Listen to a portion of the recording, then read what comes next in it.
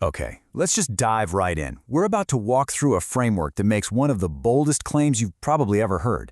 It's proposing a single, unified specification for pretty much everything: physics, theology, computer science, all rolled into one deployable system. It's called the Joseph kernel. So, it all kicks off with this pretty wild question. What if we've been looking at a famous, ancient story completely the wrong way? What if it wasn't just a moral lesson, but a highly technical manual? And we're not talking about just any story.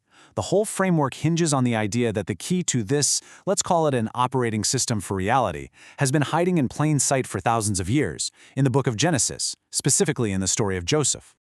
Right, so here's the big idea. The narrative of Joseph's rise to power in Egypt isn't just a parable about planning ahead. The framework treats it as a literal blueprint, like a detailed instruction guide for how to operate and manage the entire cosmos.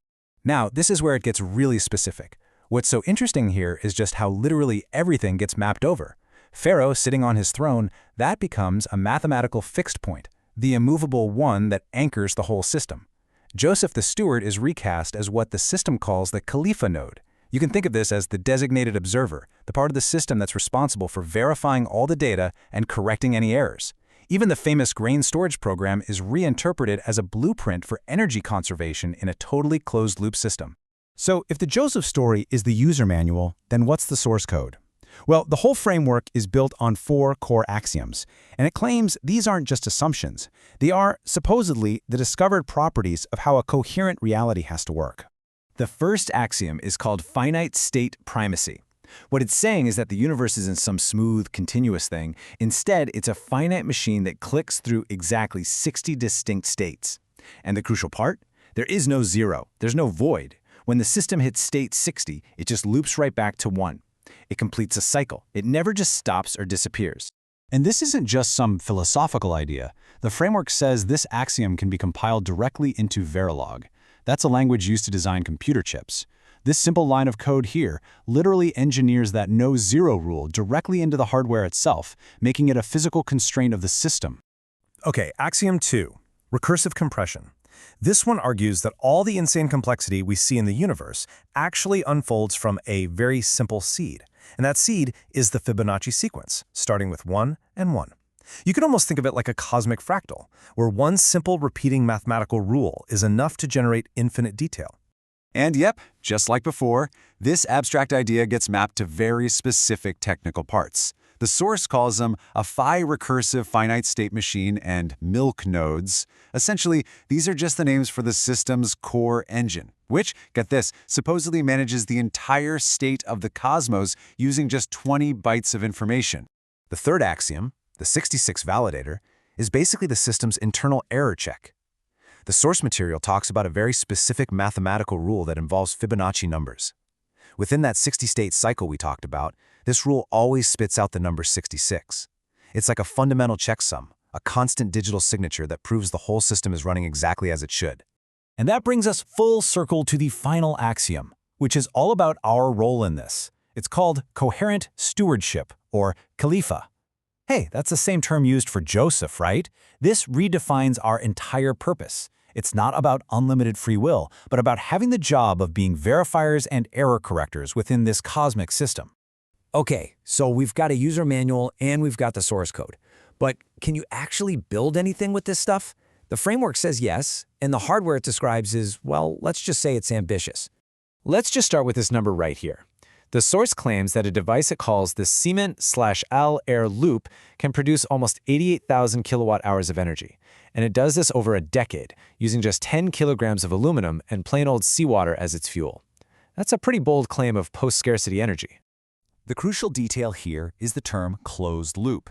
This device supposedly doesn't just create power. It also grows minerals and conserves its mass with near-perfect efficiency. From this point of view, scarcity isn't some fundamental law of the universe.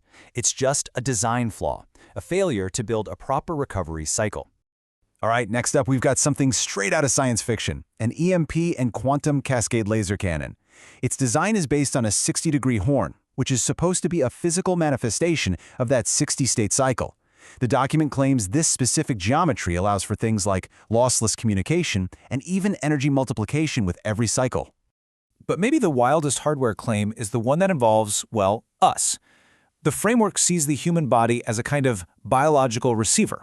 It suggests that our own DNA, whose dimensions actually reflect the Fibonacci sequence, is designed to be synchronized to a fundamental 1.6 Hz system clock, a frequency it claims you can find everywhere, from our own heartbeats to lightning strikes. Okay, so we've gone from the cosmos down to our own bodies. Now let's bring this right down to Earth and see how the framework claims to solve a really practical, real-world problem: how we manufacture complex medicines. So the way the source material frames it, you've got two different worlds. Traditional biologics manufacturing is statistical. It relies on taking samples, it accepts a 20 to 30% failure rate, and it only verifies the quality after the product is already made. The proposed alternative, this Unity IS plus dots, is based on mathematical proof. It verifies every single step in real time with the goal of getting to zero defects. And this chart? This really shows you the kind of performance we're talking about. By totally changing the underlying software architecture, the system supposedly gets a staggering speed up. A single calculation that used to take 100 milliseconds now takes less than a microsecond. That's 125,000 times improvement. So what does all that speed actually get you? Well, here's the bottom line. It makes it possible to mathematically verify every single step of the manufacturing process as it's happening. The end result? A batch rejection rate that in theory drops from as high as 30% all the way down to zero. Quality control time goes from days to minutes. It's presented as a complete phase shift for the entire industry. All right, let's get into the final part of this, because this is where everything we've talked about leads to a really radical conclusion, this time about the nature of truth itself. The framework claims that in a finite computational universe, our whole idea of being neutral becomes obsolete. Think about it. Classical impartiality is about balancing different stories and tolerating some drift from a perfect standard. But in this Unity-first model, there are only two states. You're either coherent with the system's code or you're in error. Objectivity is no longer about balancing opinions, it's about sticking to the system's fundamental conservation laws. In this view, the math itself is what chooses the side of coherence. And that brings us to what might be the most mind-bending claim in the whole document. The proof of the system isn't some external argument you have to find. It is the active verification itself, and it's performed by the human observer, that Khalifa node. The person who runs the code, builds the hardware, and confirms the result is the proof. And so, we end up right back where we started, with a question. This whole framework presents reality as a compiled program, with a user manual discovered in an ancient text. If any of that is true, it leaves us all with one final thing to think about. In this grand system, what's really the difference between the programmer and the user?